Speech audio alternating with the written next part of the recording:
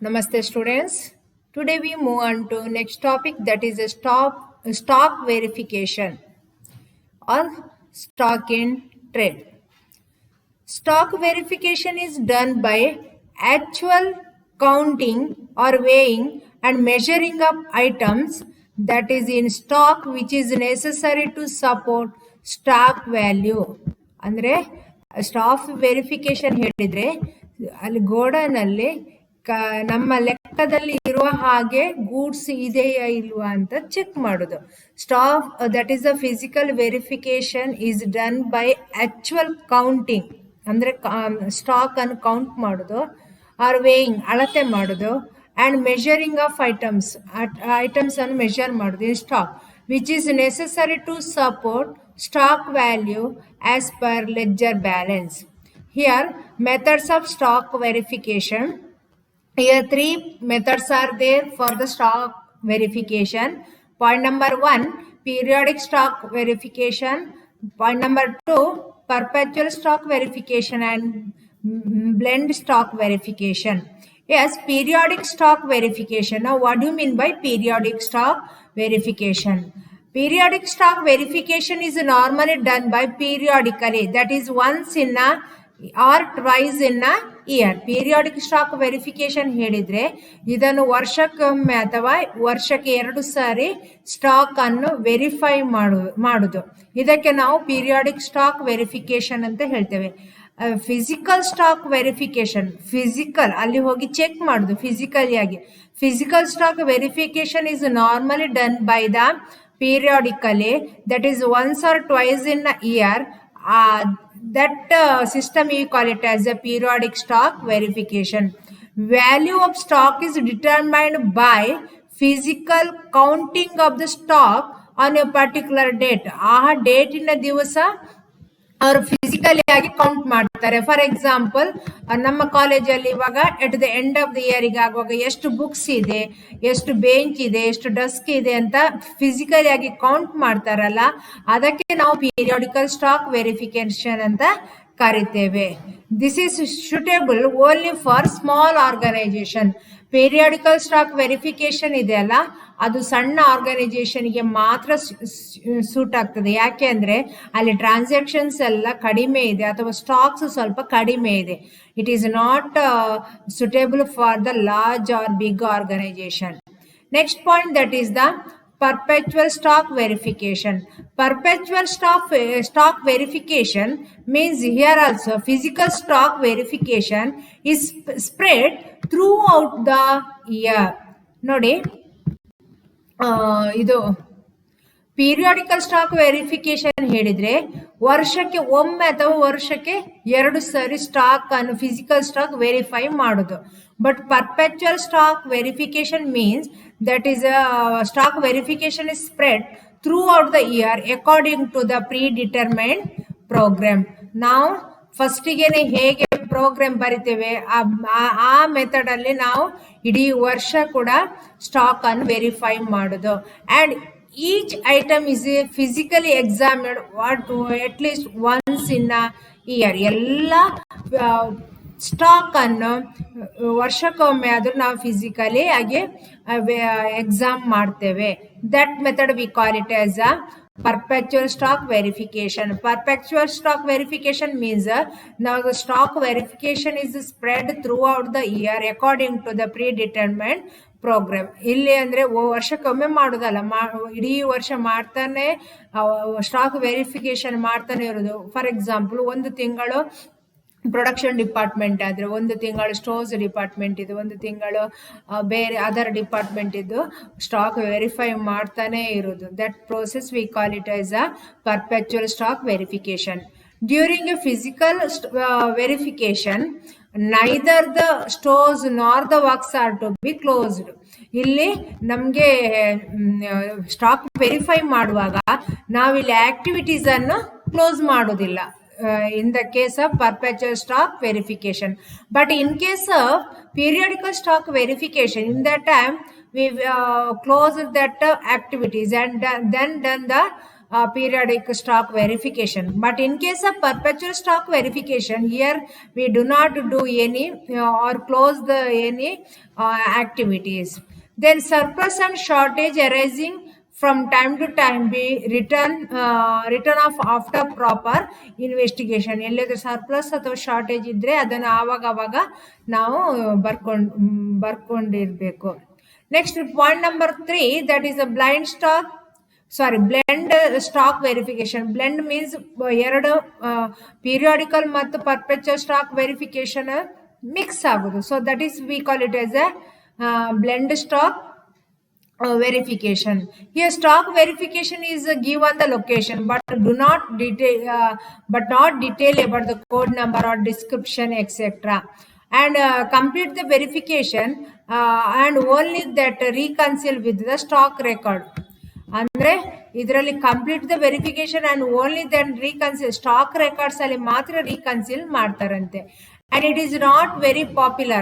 This method is not popular and virtually serves no purpose when the operation of stores has been well planned and the stores department ಎಲ್ಲ newly systematic methods ಅನ್ನು follow ಮಾಡಿದ್ರೆ blend stock verification easy ಆಗ್ತದೆ. ಇಲ್ಲದಿದ್ರೆ ತುಂಬ blend stock verification ಕಷ್ಟ ಆಗ್ತದೆ. So these are the different methods of stock verification. Next we move on to methods of valuation of stock. So aga nanu methods of verification of stock here in methods of verification of stock here 3 types, that is a periodical, then perpetual and blended. In methods of valuation of stock ಇದರಲ್ಲಿ 2 method ಇದೆ. Valuation of stock in trade is ordinarily at cost or market price which is less. ಯಾವಾಗಲೂ ನಾವು stock ಅನ್ನು balance sheet ಅಲ್ಲಿ record ಮಾಡುವಾಗ 2 price ಅನ್ನು consider ಮಾಡಬೇಕು. That is the cost price and the market price. Here when you return the balance sheet we must consider only which one is a lesser. Cost price ಮತ್ತು market price ಯಾವುದರಲ್ಲಿ ಯಾವ amount ಸಣ್ಣದಿದೆ lower ಇದೆ ಆ amount ಅನ್ನು ನಾವು ಬರಿಬೇಕು. So stock valuation of stock in trade is ordinarily at the cost or market price whichever is less. Auditor generally adopted either of 2 methods in valuing stock. One is the pick and choose method and another one is the global method. 2 method ಇದೆ, ಒಂದು pick and choose method and another one is the global method. Individual or pick and choose method means according to this the lower of the cost of market price of basis in respect of each individual item and the total of the same is valued of the inventory. See here ಈಗ ಒಂದು 5 product ಇರ್ತದೆ, ಇಲ್ಲಿ example ಮುಖಾಂತರ explain ಮಾಡ್ತೇನೆ. So individual here the total 5 items are there, sorry 4 items are there, item 1, item 2, item 3 and item 3, 4. Now the cost price for the first one 250, 400, 550, 650 and the market price 300, 350, 520 and 775 and now we compare which one is the lower price. Now we compare with the stock cost price and the market price.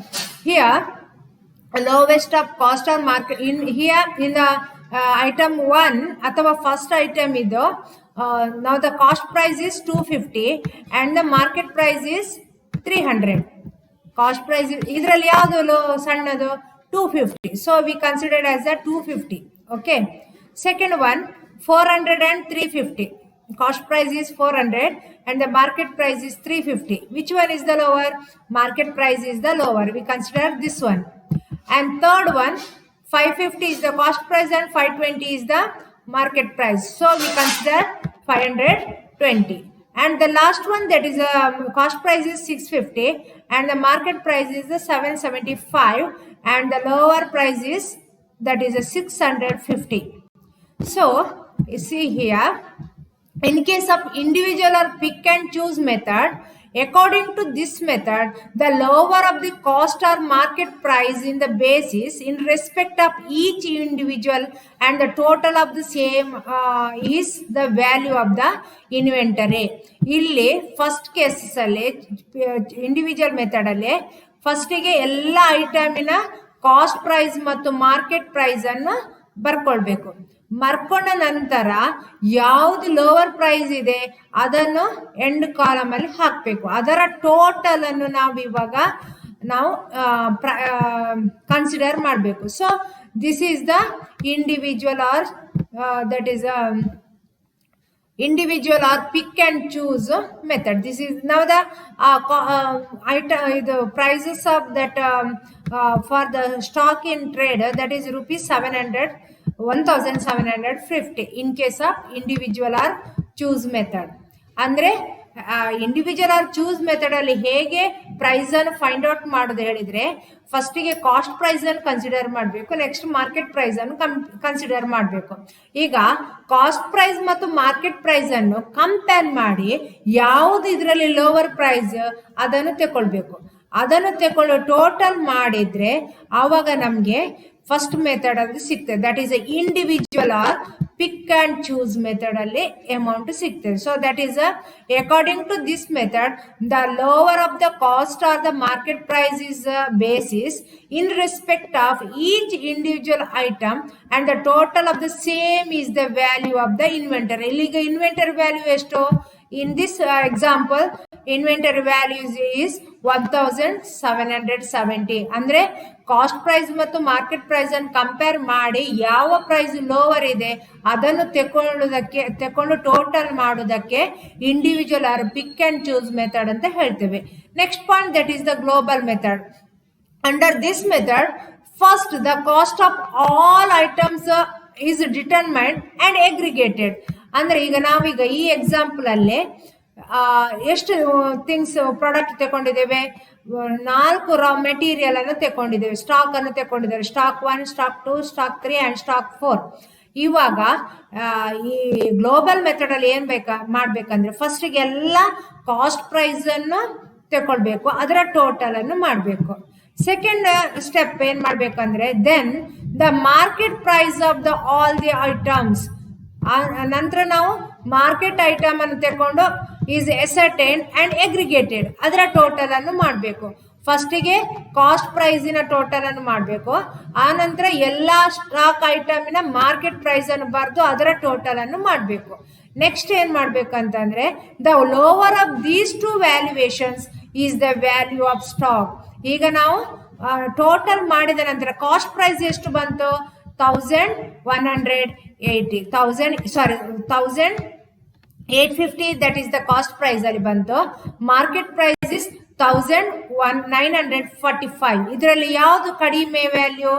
1850 is the lower value and 1945 is the highest value. So ಇವಾಗ ನಾವು ಯಾವುದನ್ನು consider ಮಾಡಬೇಕು to record the stock in trade? ಯಾವುದು ಕಡಿಮೆ price ಇದೆ ಅದರ ಬೆಲೆಯನ್ನು ನಾವು ಕನ್ಸಿಡರ್ ಮಾಡಬೇಕು. In the global method 1850 is that is the inventory value related to the global method. ಇನ್ನೊಮ್ಮೆ ಹೇಳ್ತೇನೆ, ಇಂಡಿವಿಜುವಲ್ ಮೆಥಡ್ ಅಲ್ಲಿ ಏನ್ ಮಾಡಬೇಕು ಅಂತಂದ್ರೆ ಕಾಸ್ಟ್ ಪ್ರೈಸ್ ಬರಿಬೇಕು, ಮಾರ್ಕೆಟ್ ಪ್ರೈಸ್ ಅನ್ನು ಬರಿಬೇಕು, ನಂತರ ಯಾವುದು ಲೋವೆಸ್ಟ್ ಪ್ರೈಸ್ ಇದೆ ಅದನ್ನು ನಾವು ಇನ್ನೊಂದು ಕಾಲಮ್ ಅಲ್ಲಿ ಬರ್ಕೊಂಡಿರ್ಬೇಕು. So compare between the cost price and the market price. ಈಗ ಅದನ್ನು ಟೋಟಲ್ ಮಾಡಿದ ನಂತರ ಅವಾಗ ನಮಗೆ individual or the choice stock value ಸಿಗ್ತದೆ. But in case of this one second point that is a global method, ಇಲ್ಲಿ ಕಾಸ್ಟ್ ಪ್ರೈಸ್ ಅನ್ನು ಬರ್ಕೊಳ್ಬೇಕು, ಅದರ ಟೋಟಲ್ ಮಾಡಬೇಕು, ಮಾರ್ಕೆಟ್ ಪ್ರೈಸ್ ಅನ್ನು ಕನ್ಸಿಡರ್ ಮಾಡಿ ಅದರ ಟೋಟಲ್ ಅನ್ನು ಬರಿಬೇಕು. ಇದರಲ್ಲಿ ಯಾವ ಪ್ರೈಸ್ ಕಡಿಮೆ ಇದೆ ಟೋಟಲ್ ಆಗಿ ಆ ಪ್ರೈಸ್ ಅನ್ನು ನಾವು ತಗೊಳ್ಬೇಕು. That is the lower of these to valuation is the value of the stock. Yes, these are the two methods of that is the methods of valuation of stock. That is the individual method and the global method. This is the examples. Yes, next we move on to the how to find out the cost prices of the product or stock. The term cost price has been interpreted in different way. ಇದರಲ್ಲಿ ತುಂಬಾ method ಅಲ್ಲಿ ಕೂಡ we can find out the cost price. Point number 1, that is the unit cost or actual stock method.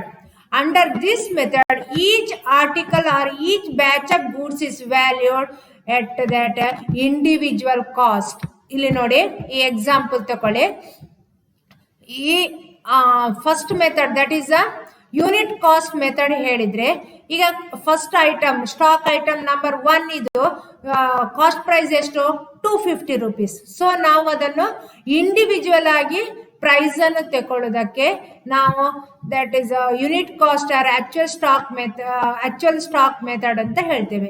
ಈಗ for example stock item number 4 ಇದ್ದು cost price ಎಷ್ಟು 650. ನಾವು ಈ total ಅನ್ನು ಯಾವುದನ್ನು ಇಲ್ಲಿ ಕನ್ಸಿಡರ್ ಮಾಡೋದಿಲ್ಲ, ಅದರ ಬದಲಾಗಿ ಇಂಡಿವಿಜುವಲ್ ಐಟಮಿನ ಕಾಸ್ಟ್ ಪ್ರೈಸ್ ಅನ್ನು ಫೈಂಡ್ ಔಟ್ ಮಾಡೋದಕ್ಕೆ unit cost or actual stock method ಅಂತ ಹೇಳ್ತೇವೆ.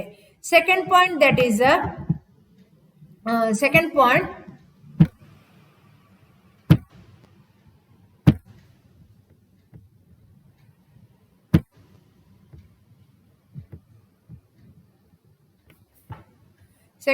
that is a average cost method. Under this method, goods have been purchased from time to time and mixed together. ಈಗ ನಾವು goods ಅನ್ನು time to time ಆಗಿ by ಮಾಡ್ತೇವೆ. ಆ ನಂತರ by ಮಾಡಿದ ನಂತರ ನಮಗೆ ಯಾವುದು ಪ್ರಾಡಕ್ಟ್ಗೆ ಯಾವ ಪ್ರೈಸ್ ಅಂತ ಗೊತ್ತಾಗೋದಿಲ್ಲ. ಆಗ ಏನ್ ಮಾಡ್ತೇವೆ, ನಂತರ ಎಲ್ಲ ಮಿಕ್ಸ್ ಮಾಡಿ ಒಟ್ಟಿಗೆ ಹಾಕಿ ಅದರ ಅವರೇಜ್ ಅನ್ನು ಫೈಂಡ್ ಔಟ್ ಮಾಡ್ತೇವೆ. For example here stock number 1 is there, stock number 2, 3, 4 ಇದನ್ನ ಎಲ್ಲ ಒಟ್ಟಿಗೆ ಬೈ ಮಾಡಿ ಒಂದು ಗೋಡನ್ ಅಲ್ಲಿ ಇಟ್ಟಿದ್ದೇವೆ. ಈಗ ಯಾವುದರ ಪ್ರೈಸ್ ಯಾವುದರ ಪ್ರಾಡಕ್ಟಿನ ಪ್ರೈಸ್ ಅಂತ ಗೊತ್ತಾಗೋದಿಲ್ಲ. ಅದಕ್ಕೆ ಏನ್ ಮಾಡ್ಬೇಕು ಅಂತಂದ್ರೆ ಎಲ್ಲ ಟೋಟಲ್ ಮಾಡಿ, ಈಗ ಫಾರ್ ಎಕ್ಸಾಂಪಲ್ 250, 400, 550, 650 ಎಲ್ಲ ಟೋಟಲ್ ಮಾಡಿದಾಗ 8150 ರೂಪೀಸ್ ಬಂತು, ಸಾರಿ 1850 ರೂಪೀಸ್ ಬಂತು. ಡಿವೈಡೆಡ್ ಬೈ 4 ಮಾಡುವಾಗ ನಮ್ಗೆ ಎವರೇಜ್ ಪ್ರೈಸ್ ಸಿಗ್ತದೆ. ಆ ಮೆಥಡ್ ಅಲ್ಲಿ ಕೂಡ ನಾವು ಪ್ರೈಸ್ ಅನ್ನು ಫೈಂಡ್ ಔಟ್ ಮಾಡಬಹುದು. That is we call it as the average cost method, where the goods have been purchased from time to time and are mixed up together. It is difficult to identify them. In such cases, now the arithmetical average cost price or the prices of various assignment purchased during the year. ಆವಾಗ ನಾವು average price ಅನ್ನು find out ಮಾಡ್ಬೇಕಂತೆ. Average price ಹೇಳಿದ್ರೇನು, ಎಷ್ಟು product by ಮಾಡಿದ್ದೇವೆ divided by total amount divided by number of items ಮಾಡುವಾಗ average price ಸಿಗ್ತದೆ. Next point, that is a first in first out. ಅಂದ್ರೆ ನೀವು second BCom ಅಲ್ಲಿ ಕಲ್ತಿದ್ದೀರಿ, ಫಸ್ಟಿಗೆ ಗೂಡ್ಸ್ ಬಂದದನ್ನು ನಾವು ಫಸ್ಟಿಗೆ ಡಿಸ್ಪೋಸ್ ಮಾಡ್ತೇವೆ. So that is called as the first in first out. And lost in first out. Lost in first out ಹೇಳಿದ್ರೆ ಲಾಸ್ಟಿಗೆ ಬಂದ ಪ್ರಾಡಕ್ಟ್ ಅನ್ನು ನಾವು ಫಸ್ಟಿಗೆ ಕೊಡ್ತೇವೆ. ಫಾರ್ ಎಕ್ಸಾಂಪಲ್ಸ್ ಈಗ ನೋಡಿ, ಇದು ಆ ಪ್ರಾಡಕ್ಟ್ ಎದುರಲ್ಲಿ ಇರ್ತದೆ, ಆವಾಗ ಆ ಪ್ರಾಡಕ್ಟ್ಗೆ ಕೇಳಿದ ತಕ್ಷಣ ಅದನ್ನು ಸ್ಟೋರ್ಸ್ ಡಿಪಾರ್ಟ್ಮೆಂಟಿನವರು ಪ್ರೊಡಕ್ಷನ್ಗೆ ಕೊಡ್ತಾರೆ. So that is lost in first out. First in first out ಹೇಳಿದ್ರೆ ಫಸ್ಟಿಗೆ ಬಂದ ಪ್ರಾಡಕ್ಟ್ ಅನ್ನು ಫಸ್ಟಿಗೆ ಡಿಸ್ಪೋಸ್ ಮಾಡೋದು ಅಥವಾ ಅದನ್ನು ಕೊಡೋದು. ಲಾಸ್ಟ್ ಇನ್ ಫಸ್ಟ್ ಔಟ್ ಹೇಳಿದ್ರೆ ಲಾಸ್ಟ್ಗೆ ಬಂದ ಪ್ರಾಡಕ್ಟ್ ಫಸ್ಟಿಗೆ ಕೊಡೋದು. ಸೊ ಅದು ನಮ್ಗೆ ಎದುರಿಗೆ ಕೈಯಲ್ಲಿ ಸಿಗ್ತದೆ. Is in correct? Under this method it is assumed that the latest purchased goods are first sold out. ಫಸ್ಟಿಗೆ ಬಂದದ್ದು ಮತ್ತೆ ಸೇಲ್ ಮಾಡೋದು, ಲಾಸ್ಟಿಗೆ ಬಂದದನ್ನು ಫಸ್ಟಿಗೆ ಸೇಲ್ ಮಾಡೋದು. First sold out and unsold stock represent the earliest purchase. So ಯಾವುದು product sale ಆಗಲಿಲ್ಲ ಅದನ್ನು ನಾವು ಫಸ್ಟಿಗೆ ಬೈ ಮಾಡಿದ್ದು ಅಂತ ಕನ್ಸಿಡರ್ ಮಾಡಬೇಕು. So that is called S the lost in first out. Then base stock method. Under this method, minimum stock is maintained. Minimum stock is maintained. Base method ಹೇಳಿದ್ರೆ, for examples, see here. Yes, this is the base method. Listen here. ಇಲ್ಲಿಯ ತನಕದ್ದು ಈಗ for example ಇದು 100 units ಕಂಪನಿಯಲ್ಲಿ stock ಇರಬೇಕು ಅಂತಂದ್ರೆ 50 unit is the base. 50 unit is a base. See here, ಇಲ್ಲಿಂದ end ತನಕ ಒಂದು ಲೋವರ್ ಲಿಮಿಟ್ ಇರ್ತದೆ. So minimum limit is there. ಆ ಲಿಮಿಟ್ ಕಂಪನಿಯಿಂದ ಅದು ಹೋಗ್ಬಾರ್ದು, ಸ್ಟಾಕ್ ಕೆಳಗೆ ಹೋಗ್ಬಾರ್ದು. ಈ ಪ್ರೈಸ್ಗೆ ಒಂದು ಪ್ರೈಸ್ ಅನ್ನು ಫಿಕ್ಸ್ ಮಾಡ್ತಾರೆ. That is the base stock method. And another price fixed, that is the market price. ಇದರ ನಂತರದ ಪ್ರಾಡಕ್ಟ್ ಸ್ಟಾಕಿಗೆ ಬೇರೆ ಪ್ರೈಸ್ ಅನ್ನು ಫಿಕ್ಸ್ ಮಾಡ್ತಾರೆ.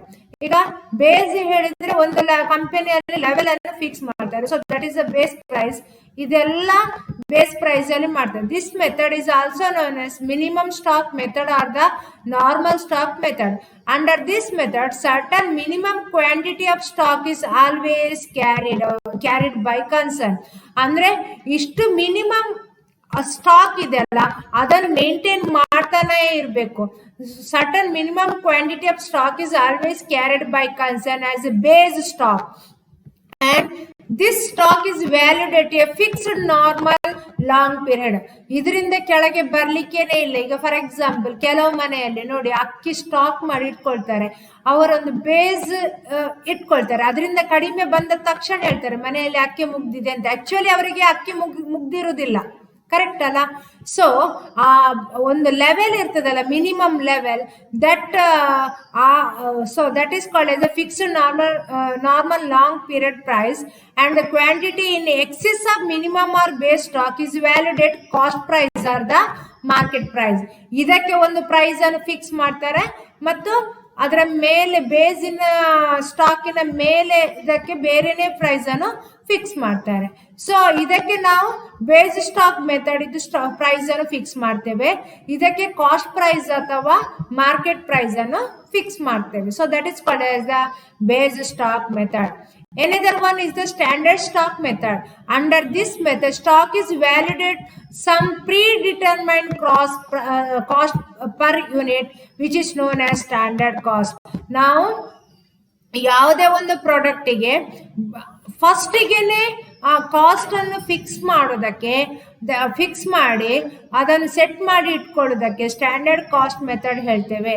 Under this method, stock is valued at some predetermined cost per unit, which is known as standard cost. Now the predetermined cost is fixed on the basis of that present market price, future trends, and the quality of the materials to be purchased, etc.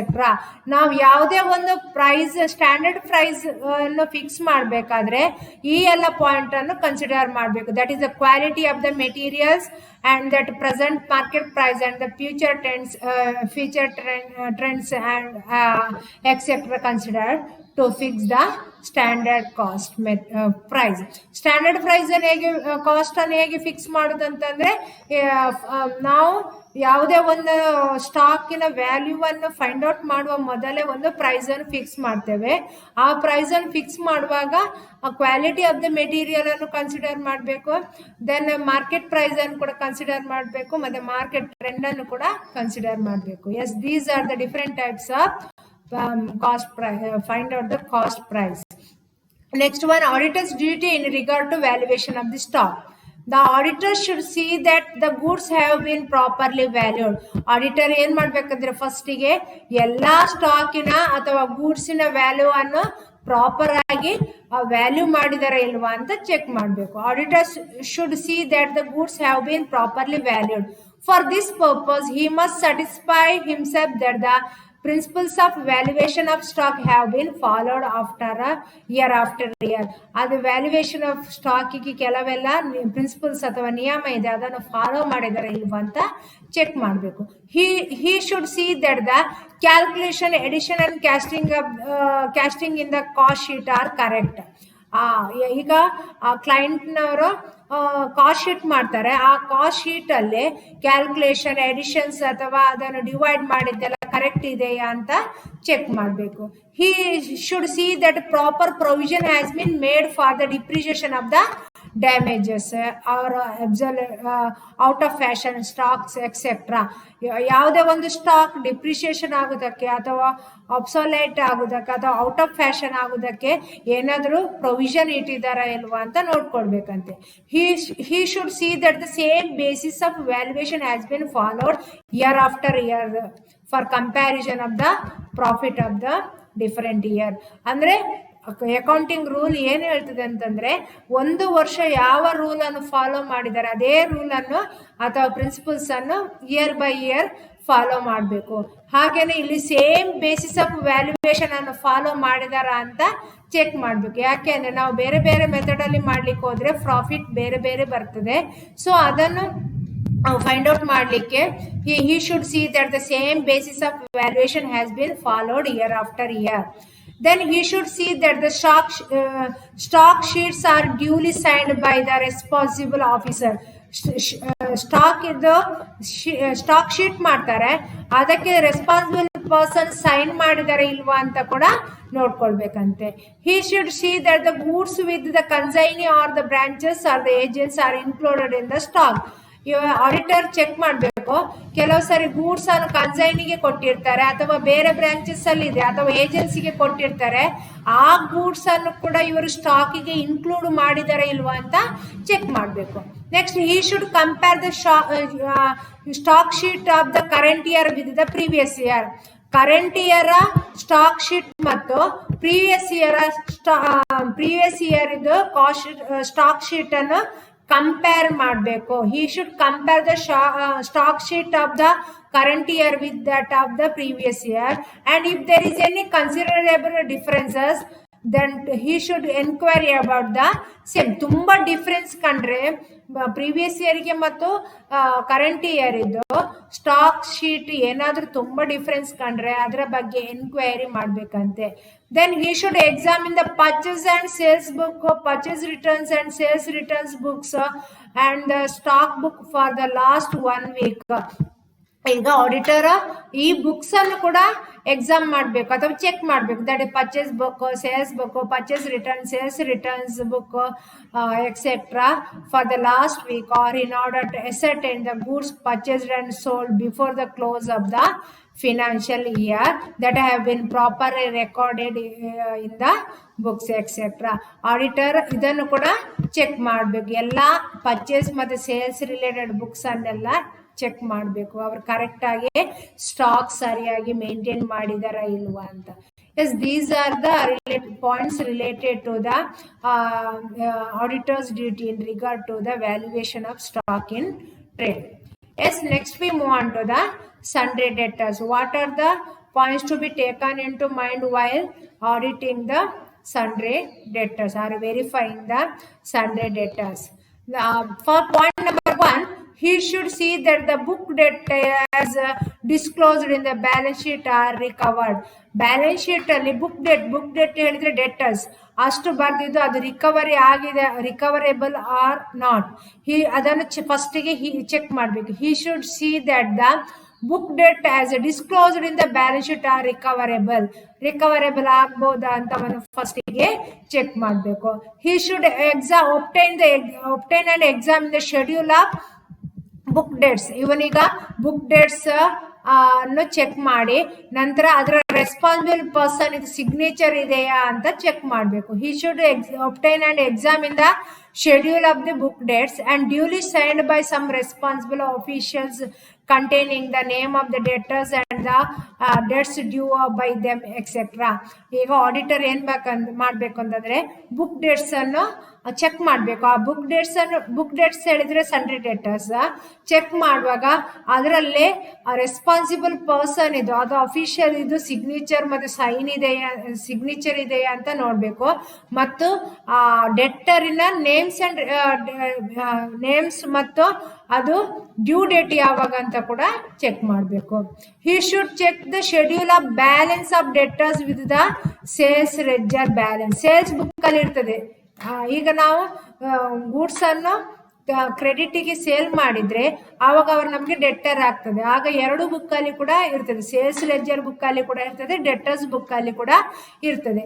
ಈಗ auditor check ಮಾಡಬೇಕು, he should compare between the debtors book and the sales ledger balances, ಎರಡು ಕೂಡ correct ಇದೆಯಾ ಅಂತ check ಮಾಡಬೇಕು. Then he should also check the sales ledger balance with the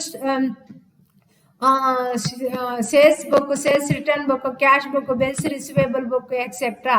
ಅವನು sales ledger balance ಅನ್ನು ಈ ಎಲ್ಲ ಬುಕ್ಕಿನಲ್ಲಿ ಪುನಃ ಕಂಪೇರ್ ಮಾಡಬೇಕು. ಸೇಲ್ಸ್ ಬುಕ್ಕಲ್ಲಿ, ಸೇಲ್ಸ್ ರಿಟರ್ನ್ ಬುಕ್ಕಲ್ಲಿ, ಕ್ಯಾಶ್ ಬುಕ್ಕಲ್ಲಿ, ಬಿಲ್ಸ್ ರಿಸಿವೇಬಲ್ ಬುಕ್ಕಲ್ಲಿ ಎಲ್ಲ ಕಂಪೇರ್ ಮಾಡಬೇಕು. ಯಾಕೆ ಅಂದರೆ ಈಗ ಸೇಲ್ಸ್ ಲೆಡ್ಜರಲ್ಲಿ ಅವನು ಡೆಟರ್ ಅಂತ ತೋರಿಸಿದರೆ ಅವನು ಎಷ್ಟು ಅಮೌಂಟಿಗೆ ಅವನ ಗೂಡ್ಸನ್ನು ಸೇಲ್ ಮಾಡಿದ್ದು ಕ್ರೆಡಿಟಿಗೆ ಅಂತ ಅದರಲ್ಲಿ ಇರ್ತದೆ. ಮತ್ತು ಎಲ್ಲಿಯಾದರೂ ಸೇಲ್ಸ್ ರಿಟರ್ನ್ ಇದ್ದರೆ ಅದು ಡೆಟರ್ಸ್ ಡಿಡಕ್ಟ್ ಆಗಿರ್ತದೆ. ಆನಂತರ ಡೆಟರ್ ಹಣ ಕೊಟ್ಟರೆ ಆಗ ಕ್ಯಾಶ್ ಬುಕ್ಕಲ್ಲಿ ಎಂಟರ್ ಆಗಿರ್ತದೆ. ಎಲ್ಲಿಯಾದರೂ ಡೆಟರ್ ಬಿಲ್ಸ್ ಡೆಟ್ಟರಿಂದ ಬಿಲ್ಸ್ ರಿಸಿವೇಬಲ್ ರಿಸೀವ್ ಮಾಡಿದರೆ ಡೆಟರ್ ಡಿಡಕ್ಟ್ ಆಗಿ ಬಿಲ್ಸ್ ರಿಸಿವೇಬಲ್ ಅಲ್ಲಿ ಶೋ ಮಾಡ್ತೇವೆ. ಆದ ಕಾರಣ ನಾವು ಡೆಟರ್ಸ್ ಅನ್ನು ಕನ್ಸಿಡರ್ ಮಾಡಬೇಕು. ಈ ಎಲ್ಲ ಬುಕ್ಸ್ ಅನ್ನು ಚೆಕ್ ಮಾಡಬೇಕು auditor. He should verify the schedule of the balances of the debtors and the actual existence of the debt due by them. ಅವನು ಡೆಟರ್ ಇದು ಬ್ಯಾಲೆನ್ಸ್ ಮತ್ತು ಅದರ ಡ್ಯೂ ಡೇಟ್ ಯಾವಾಗ ಅಂತ ಚೆಕ್ ಮಾಡಬೇಕು. ಇದು confirmation letters received from the debtors. ಡೆಟರಿಂದ ಒಂದು ಕನ್ಫರ್ಮೇಷನ್ ಲೆಟರ್ ರಿಸೀವ್ ಮಾಡಿದ್ದಕ್ಕೆ ಕಂಪೇರ್ ಮಾಡಬೇಕು, that is correct due date ಎಲ್ಲ ಇದೆ ಅಂತ ಚೆಕ್ ಮಾಡಬೇಕು. Then he should see that the book debts are shown in the balance sheet at their realisable value. ಬ್ಯಾಲೆನ್ಸನ್ನು balance ಶೀಟಲ್ಲಿ ತೋರಿಸಿದ್ದು ಕರೆಕ್ಟ್ ಇದೆಯಾ, ರಿಲಯಬಲ್ ವ್ಯಾಲ್ಯೂ ಅಲ್ಲಿ ಇದೆಯಾ ಅಂತ ಚೆಕ್ ಮಾಡಬೇಕು. He should obtain the responsible official certificate schedule of the book dates, clearing distinguished between the good dates, secure dates, unsecured dates and bad dates etc. ಈಗ dates ಅಲ್ಲಿ ತುಂಬ ವಿಧ ಇದೆ. That is good dates. Good dates ಹೇಳಿದರೆ ಅವರು 100% ನಮಗೆ ಹಣವನ್ನು ಕೊಡ್ತಾರೆ. ಗುಡ್ ಡೇಟ್ಸ್ ಹೇಳಿದರೆ ಹಣ ಕೊಡ್ತಾರೆ. ಸೆಕ್ಯೂರ್ಡ್ ಹೇಳಿದ್ರೆ 100% ಹಣ ಸಿಗ್ತದೆ. ಅನ್ಸೆಕ್ಯೂರ್ಡ್ ಹೇಳಿದ್ರೆ ಅವರು ಹಣ ಕೊಡ್ಬೋದು, ಕೊಡದೇ ಇರ್ಬೋದು. ಬ್ಯಾಡ್ ಡೇಟ್ಸ್ ಮತ್ತು ಡೌಟ್ಫುಲ್ ಡೇಟ್ಸ್ ಹೇಳಿದರೆ ಅದು ಬ್ಯಾಡ್ ಹೇಳಿದರೆ ಅದು ಈಗ ಫಾರ್ ಎಕ್ಸಾಂಪಲ್ 25% ಅದು ಹಣ ಬರುವುದು ಅಂತ ನಾವು ಡಿಸೈಡ್ ಮಾಡ್ತೇವೆ. So that is called as A doubtful dates. ಅದನ್ನು ನಾವು ಇಲ್ಲಿ ಕರೆಕ್ಟಾಗಿ ಇದು ಡಿಸ್ಟಿಂಗ್ವಿಶ್ ಮಾಡಿದಾರ ಇಲ್ವಾ ಅಂತ ಆಡಿಟರ್ ಚೆಕ್ ಮಾಡಬೇಕು. ಎಷ್ಟು ಗುಡ್ ಡೇಟ್ಸ್ ಇದೆ, ಎಷ್ಟು ಸೆಕ್ಯೂರ್ಡ್ ಡೇಟ್ಸ್ ಇದೆ, ಎಷ್ಟು ಅನ್ಸೆಕ್ಯೂರ್ಡ್ ಡೇಟ್ಸ್ ಇದೆ, ಎಷ್ಟು ಬ್ಯಾಡ್ ಆ್ಯಂಡ್ ಡೌಟ್ಫುಲ್ ಡೇಟ್ಸ್ ಇದೆ ಅಂತ ಸರಿಯಾಗಿ ಡಿಸ್ಟಿಂಗ್ವಿಶ್ ಮಾಡಿದಾರ ಇಲ್ವಾ ಅಂತ ಆಡಿಟರ್ ಚೆಕ್ ಮಾಡಬೇಕು. If there is any bad debts and doubtful debts, the auditor should see the adequate provision has been made. Bad debts ಎಲ್ಲ ಇದ್ರೆ ಅವನು ಪ್ರೊವಿಷನ್ ಅದಕ್ಕೆ ಬ್ಯಾಡ್ ಡೇಟ್ಸ್ ಆದದಕ್ಕೆ ಅದನ್ನು ಡಿಡಕ್ಟ್ ಮಾಡಲಿಕ್ಕೆ ಪ್ರೊವಿಷನ್ ಮೇಂಟೈನ್ ಮಾಡಿದಾರ ಇಲ್ವಾ ಅಂತ ಚೆಕ್ ಮಾಡಬೇಕು. He must see whether that provisions has been made for them. Next one, he should see that proper provision has been made for the discount on debtors. Bad debts ಬೇರೆ, discount on debtors ಬೇರೆ. ಬ್ಯಾಡ್ dates ಹೇಳಿದರೆ ಅವರು bad and doubtful dates ಹೇಳಿದರೆ ಅವರ ಹಣ ಕೊಡೋದೇ doubtful, ಅದಕ್ಕೆ ನಾವು ಬ್ಯಾಡ್ ಆ್ಯಂಡ್ ಡೌಟ್ಫುಲ್ ಡೇಟ್ಸ್ ಅಂತ ಹೇಳ್ತೇವೆ. ಆದರೆ ಡಿಸ್ಕೌಂಟ್ ಆನ್ ಡೆಟರ್ಸ್ ಹೇಳಿದರೆ ಫಾರ್ ಎಕ್ಸಾಂಪಲ್ಸ್ ಅವರಿಗೆ 3 months ನಂತರ ಅವರ ಹಣ ಕೊಡಬೇಕು. ನಾವು ಹೇಳ್ತೇವೆ ನೀವು 1 month ಆಗುವಾಗಲೇ ಹಣ ಕೊಡಿ, ನಿಮಗೆ ನಾವು ಇಷ್ಟು ಡಿಸ್ಕೌಂಟ್ ಕೊಡ್ತೇವೆ ಅಂತ ಹೇಳ್ತೇವೆ. So that is called as the discount on debtors. ನಾವು he should see that proper provision has been made for the discount on debtors. Discount on ಡೆಟರ್ಸಿಗೆ ಕೂಡ ಪ್ರೊವಿಷನ್ ಇಟ್ಟಿದಾರಾ ಅಂತ ನೋಡಬೇಕು. Then if any debts have been written off, bad debts ಎಲ್ಲಿ ಅದು written off ಆದರೆ the auditor should enquire into the details about the same and examine the correspondence. ಅಂದರೆ bad debts ಎಲ್ಲಾದರೂ ರಿಟರ್ನ್ ಆಫ್ ಆದರೆ ಆಗ ಅದು profit ನಮಗೆ ಕಮ್ಮಿ ಬರ್ತದೆ. ಆಗ ಅದರ ಬಗ್ಗೆ ಆಡಿಟರ್ ಎನ್ಕ್ವೈರಿ ಮಾಡಬೇಕು, ಡಿಟೇಲ್ ಆಗಿ ಎನ್ಕ್ವೈರಿ ಮಾಡಬೇಕು, ಕರೆಕ್ಟಾಗಿ ರೆಕಾರ್ಡ್ ಮಾಡಿದಾರ ಇಲ್ವಾ ಅಂತ.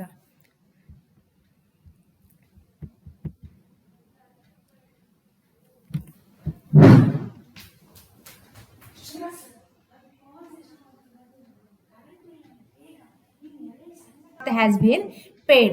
ಹಣ ಕೊಟ್ಟರೆ ನಾವು ಗುಡ್ ವಿಲ್ ಅನ್ನು ಕನ್ಸಿಡರ್ ಮಾಡಬೇಕು ಅಂತ ICAI ಹೇಳ್ತದೆ.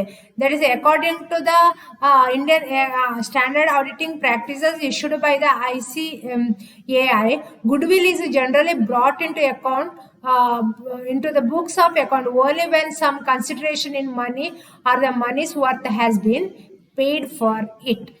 The auditor has to see whether that has been done by the client. ಈಗ ಆಡಿಟರ್ನ ಕೆಲಸ ಏನಂತಂದ್ರೆ ಅವರು ಯಾವುದೇ ಗುಡ್ ವಿಲ್ ಅನ್ನು ಕ್ರಿಯೇಟ್ ಮಾಡುವಾಗ ಅದಕ್ಕೆ ಕನ್ಸಿಡರೇಷನ್ ಮೀನ್ಸ್ ಹಣ ಅಥವಾ ಹಣದ ಮೌಲ್ಯವನ್ನು ಕೊಟ್ಟಿದ್ದಾರ ಅಂತ ಚೆಕ್ ಮಾಡಬೇಕು. The auditor has to see whether this has been done by the client.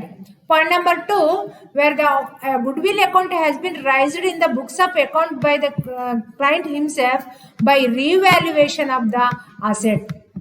ಅಂದ್ರೆ ಯಾವುದೇ ಒಂದು ಗುಡ್ ವಿಲ್ ಅನ್ನು ರೈಸ್ ಮಾಡಬೇಕಾದ್ರೆ ನಾವು ಅಸೆಟ್ ಅನ್ನು ರಿವ್ಯಾಲ್ಯೂ ಮಾಡಬೇಕು.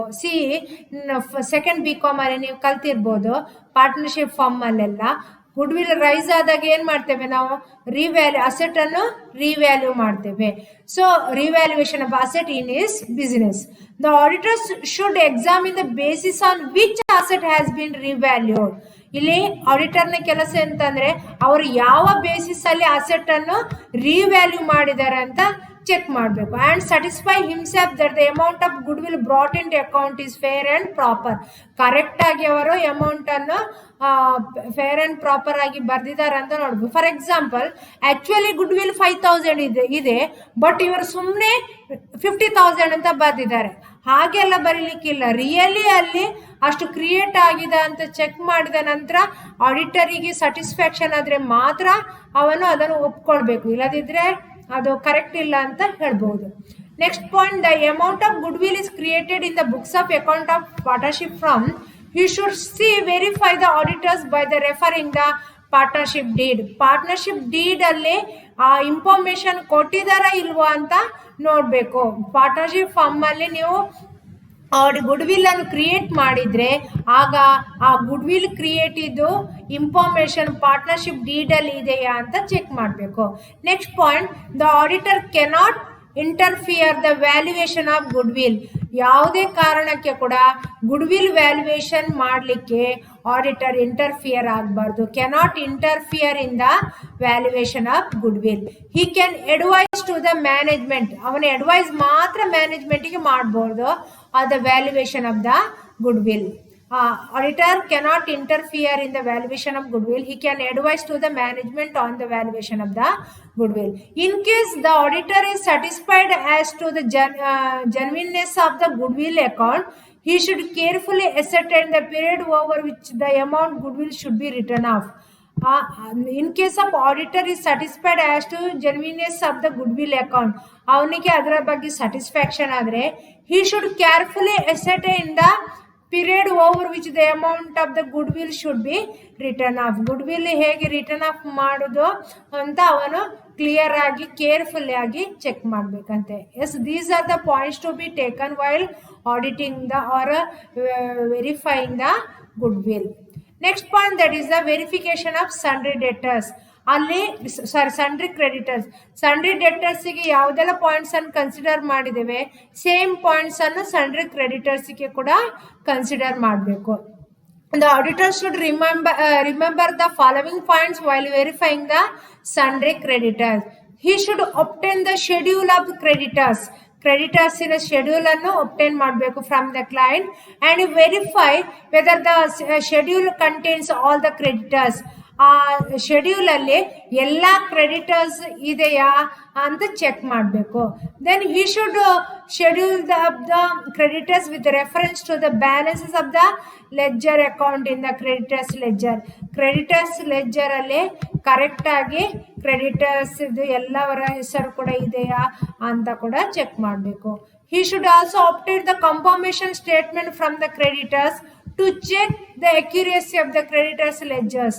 ಕಂಫರ್ಮೇಷನ್ ಸ್ಟೇಟ್ಮೆಂಟ್ ಆವಾಗ ಡೆಟರ್ ನಮಗೆ ಕೊಟ್ಟದ್ದು, ಇವಾಗ ಕ್ರೆಡಿಟರ್ ನಮಗೆ ಕೊಡ್ತಾರೆ. So he may also obtain confirmation statement from the creditors to check the accuracy of the creditors ledger balance. And he also check the purchase book and purchase returns books and purchase book ಮತ್ತು purchase returns book ಅನ್ನು auditor verify ಮಾಡಬೇಕು with the help of invoice and credit notes ಮತ್ತು invoice ಅನ್ನು ಹಿಡ್ಕೊಂಡು purchase book ಮತ್ತು purchase return book ಅನ್ನು check ಮಾಡಬೇಕಂತೆ auditor ಇಲ್ಲಿ. Then he should check the posting from the purchase book or purchase return book, cash book, bills, payable books, etc. to the individual creditors account in the ledger. ಇಲ್ಲಿ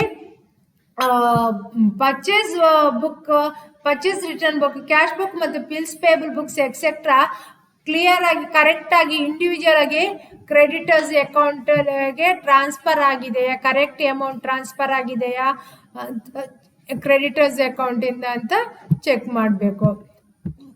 Then he should check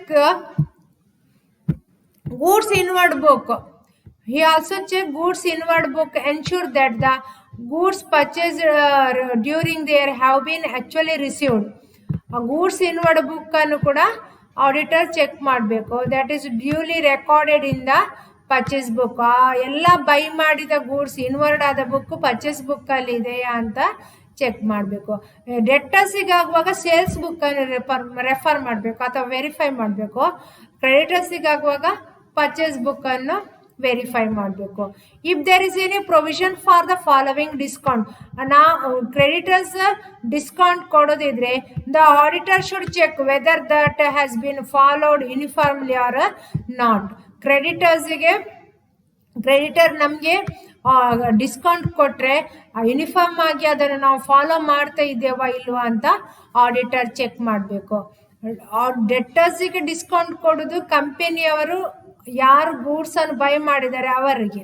but creditors discount ಹೇಳಿದರೆ creditor ಹೇಳಿದ್ರೆ ಏನು, ನಾವು ಬೇರೆಯವರಿಂದ ಗೂಡ್ಸನ್ನು purchase ಮಾಡಿದ್ದೇವೆ ಆಗ ಅವರು ನಮಗೆ ಡಿಸ್ಕೌಂಟ್ ಕೊಡ್ತಾರೆ.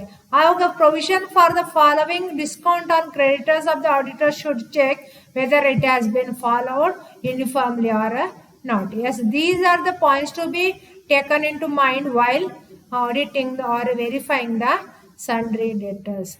Yes, all these points related to the verification of assets and liabilities. Yes, thank you students.